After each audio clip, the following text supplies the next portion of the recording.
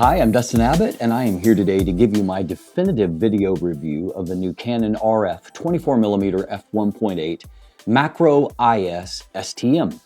Now, this lens joins the 35mm f1.8 IS Macro STM and the 85mm f2 Macro IS STM as lenses that are following kind of a common pattern in that they are all relatively inexpensive lenses, in the Canon RF world that have Canon's consumer grade level of build, a decent but not exceptional autofocus performance, a fairly good optical performance, and most importantly, they all have a 1:2 magnification level. Now, that is, by some people's standards, that is not a full macro level, not 1:1, and so it's half life size. However, they are portable, they are compact, and I believe very versatile lenses that for many people have become quite popular. So the question is this being the most expensive after a little bit of market pressure on some of the other lenses, this being the most expensive of the trio at $599 US, is it going to be worth your money? Well, that's what we're here today to explore in detail, and we'll cover all of that, including the build and the handling, the autofocus, and then a deep dive into the optical performance right after a word from our sponsor. Today's episode is brought to you by Phantom Wallet, the minimalist modern wallet that is now even better with the new Phantom X that is crafted from aluminum right here in Canada. It is 22% smaller and 35% lighter, while still making it easy to access your cards and money when you need them, thanks to their unique fanning mechanism. You could even customize your wallet due to its modular design, with accessories like a money clip, cash holder, ID display, and even Chipolo and AirTag tracking integration. Visit store.phantomwallet.com to check out their unique sizes, styles, and finishes that span from aluminum to wood to carbon fiber, and use code DUSTIN15 for 15% off when you're ready to check out. So let's talk about the build for a moment. This, as noted, is a compact lens, and it's also, to me, a really great looking form factor. It is 74.4 millimeters in diameter, or 2.9 inches, leaving a 52 millimeter front filter thread. It has a length of 63 millimeters, or 2.5 inches, and it weighs in at only 270 grams, or 9.5 ounces, making it nearly identical in size to the 35 millimeter f1.8. The lenses are similar enough in many ways, you're going to have to look closely to distinguish between them. Now, as noted, this is a near macro or a 1:2 macro performance, and it achieves that performance at such a wide focal length by getting you very close to your subject. This is a very close focusing lens, allowing you to focus as closely as 14 centimeters. Now, the drawback here is that by the time you calculate the length from the sensor to the front of the lens, and then you add on the fact that the inner barrel extends a fair bit at close focus distances, it leaves you with only about 4 centimeters of working distance, which means that with a lot of subjects, you might scare them off. It also means that you're going to have some difficulty in lighting in a lot of situations. So while the lens doesn't come with a lens hood, more on that in just a moment, if you do have a lens hood for it, you're probably going to want to remove that at the very least. And you're going to have to work to get lighting where you need it to get decent shots at that close of a focus distance. So at the same time, however, while there are some complications in achieving that performance, I'm certainly glad that the performance is there. And it does work quite well at those macro distances in terms of the detail and the contrast it's able to execute. So some positives on that note. It does have Canon's image stabilization built into the lens, and so it is rated at up to 5 stops, which is a very strong performance. And if used with a camera like on my R5 that has in-body image stabilization, they say the combined rating is up to 6.5 stops. Now, it's very rare for me that I'm able to achieve that high a level with a wide-angle lens in terms of consistent handheld results. What I can tell you is that I had no problem in nailing, for example, this shot at 1/4 of a second handheld without any kind of issue. And in practical situations, I typically will only try to do a really slow shutter speed if I'm actually trying to drag movement for some reason. Though I will note in this instance where I shot at 1/4 of a second, it allowed me to keep ISO at 3200 rather than jacking it up much higher to get a higher shutter speed, allowing me to still get a relatively clean result, with less noise. So there is advantages there.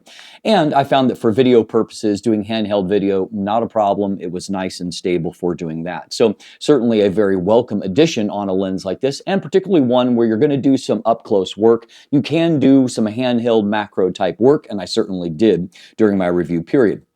The lens does have 2 switches on the side, an AF/MF switch, always welcome, and then an on and off for the IS, and the switches are low profile. You're not going to inadvertently bump them, and they click and move nice and definitely.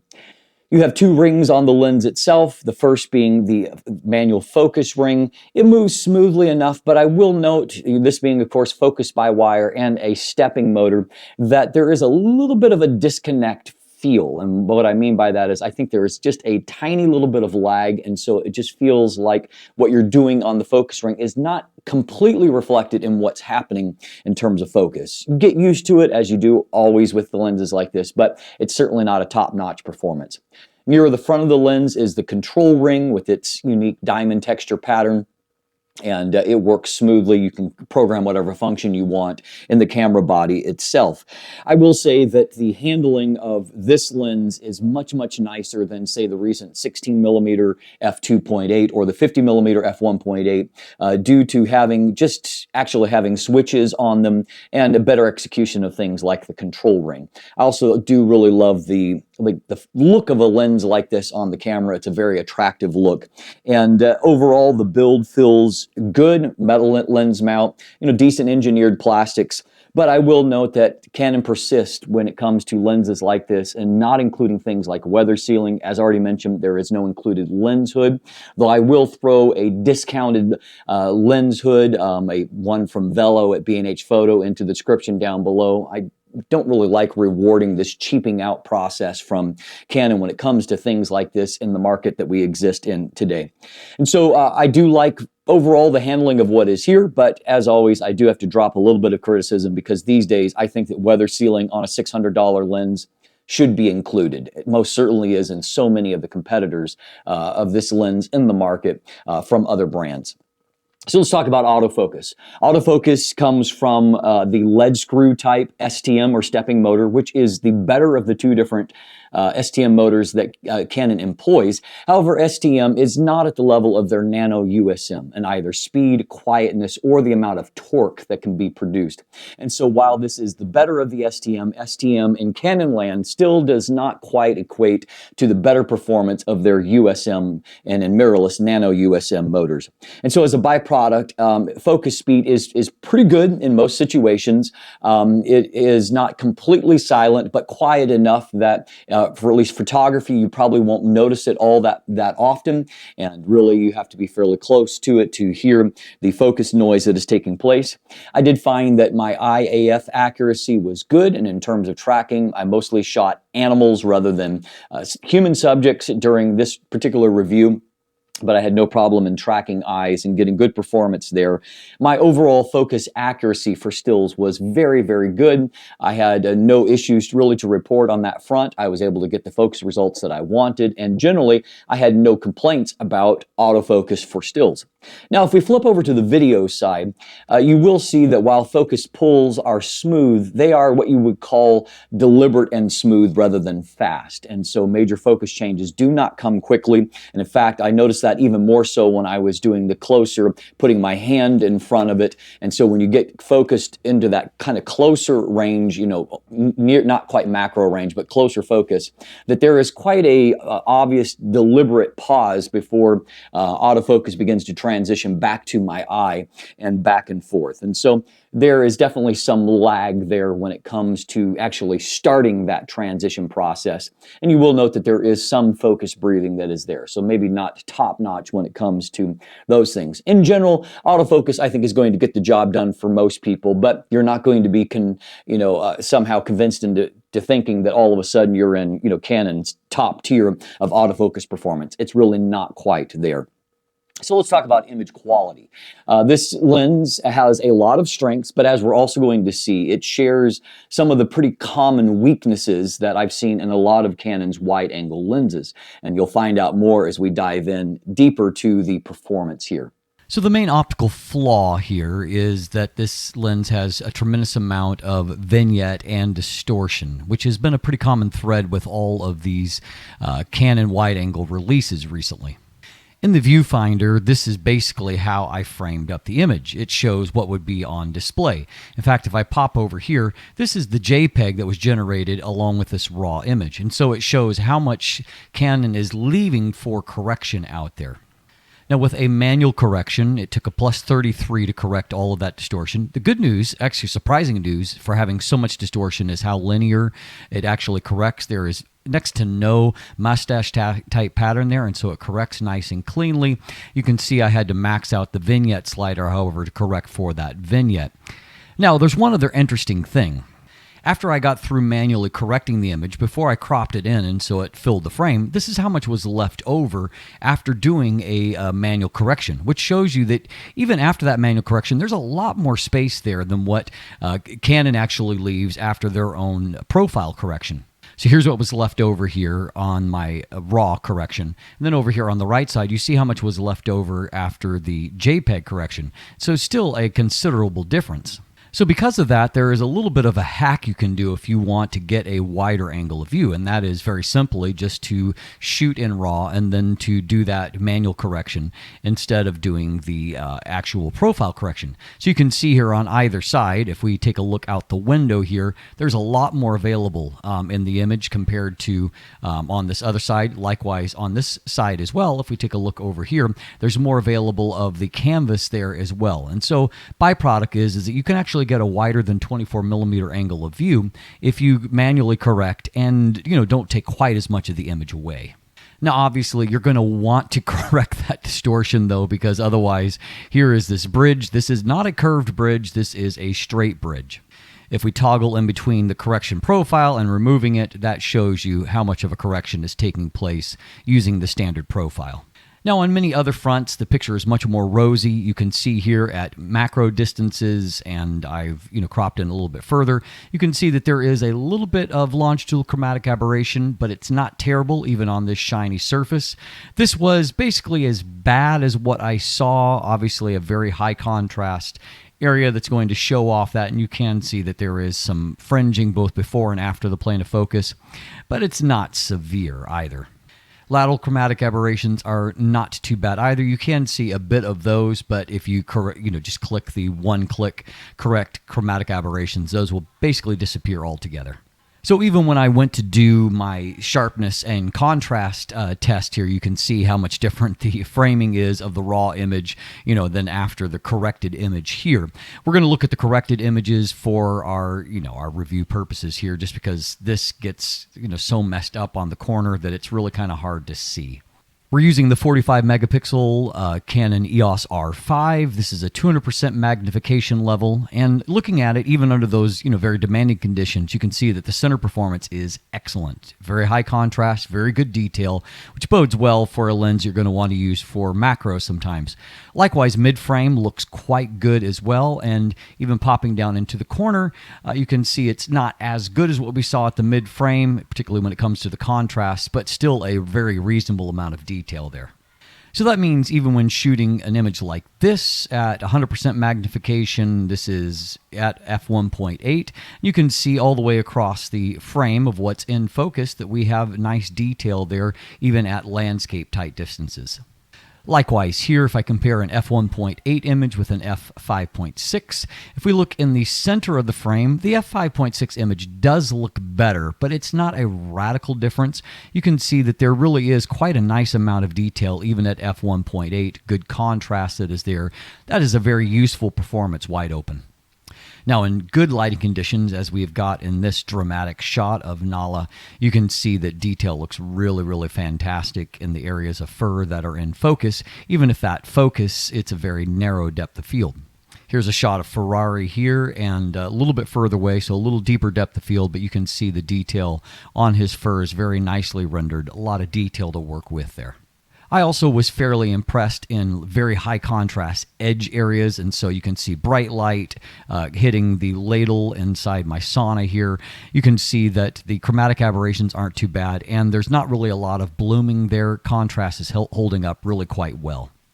Now, if we go from f1.8 to f2, you can see there is a mild boost in contrast improvement in the center of the frame. I don't see it as pronounced in the mid frame, just slightly better contrast that is there. And down in the corner, there's no major leap taking place yet there. That more significant leap comes from f2 to f2.8, where you can see a brighter result and also better detail that's taking place, also popping up here into the mid frame, starting to look better overall there. And in between the jump from f2.8 to f5.6, somewhere around, I think, peak performance, you can see that we're not making any kind of real gains in the center of the frame, but if we look at the mid-frame, you're getting a little bit stronger performance, and more particularly, if we look down into the corner, there's just more detail that's extending right out towards the very edge of the frame, making this a very good lens at smaller apertures. Minimum aperture is f22, but by f22, unfortunately, diffraction is really starting to reduce contrast. And so, lens performance is fine, but the reality of physics means that it's not nearly as sharp as what it is at f1.8 wide open.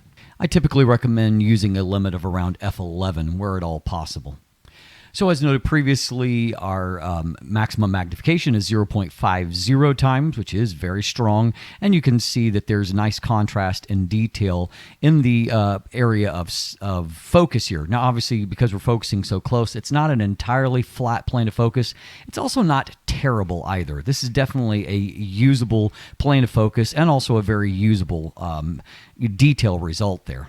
This shot of a vintage lock shows very nice detail in the plane of focus, which obviously is very narrow at f1.8, but you can see the detail is holding up really nice there, nice contrast. It's a good looking result.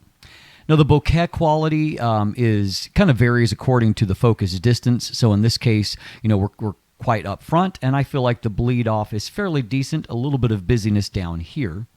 At the uglier end of the spectrum, however, I felt like this shot that while the detail of the subject looks good, the bokeh is a little bit on the nervous or busy side until you get towards more defocused where it looks pretty good in the background. That transition zone doesn't look fantastic though. Now, while I wasn't able to shoot the stars, I was able to test coma while in the city very early in the morning. So you can see that the points of light here in the center of the frame, they look nice and crisp. However, as you move towards the edge, watch how the transition of those light sources changes to where they get more and more distorted, and that is that coma, which unfortunately is not a good performance at all here.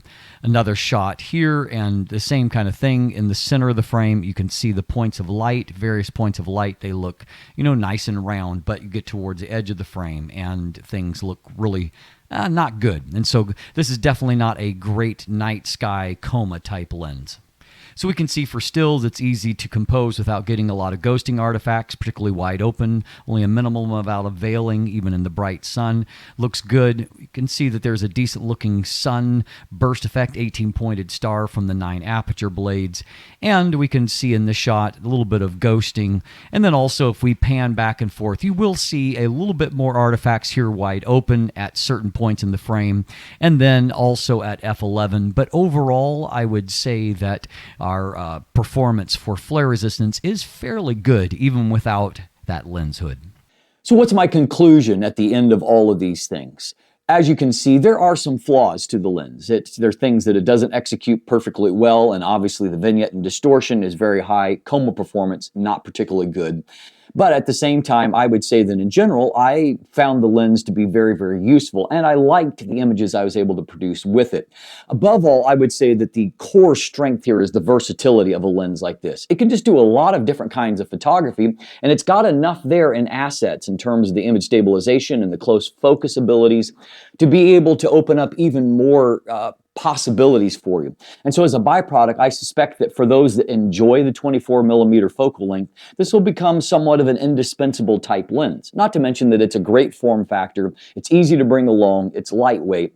It's a lens that I think a lot of people are going to genuinely enjoy using despite its flaws. And I'll also note for those that are exploring some of Canon's new APS-C R mount bodies that this is also going to be an intriguing lens there, giving you just a little bit tighter, but close to the common 35mm focal length, which obviously is going to be a desirable one, and one that isn't covered at this point by a dedicated APS-C lens in the RF mount. So also intriguing on that front. I also feel that the price point of $599 US for all that you're getting here does strike me as being fairly reasonable. And considering how expensive Canon's premium options are, I think that that is also going to make this lens attractive to a lot of people. So at the end of the day, I think that this is a fairly well executed package. I have a few criticisms as stated at this point, but I also think at the same time, this is a lens that a lot of people will value and enjoy using. I'm Dustin Abbott, and if you look in the description down below, you can find linkage to my full text review, also to an image gallery if you want to check out more photos. There are buying links there as well, along with linkage to follow myself or Craig on social media, to become a patron. You can also get channel merchandise, and of course, if you haven't already, please like and subscribe here on YouTube. Thanks for watching. Have a great day, and let the light in.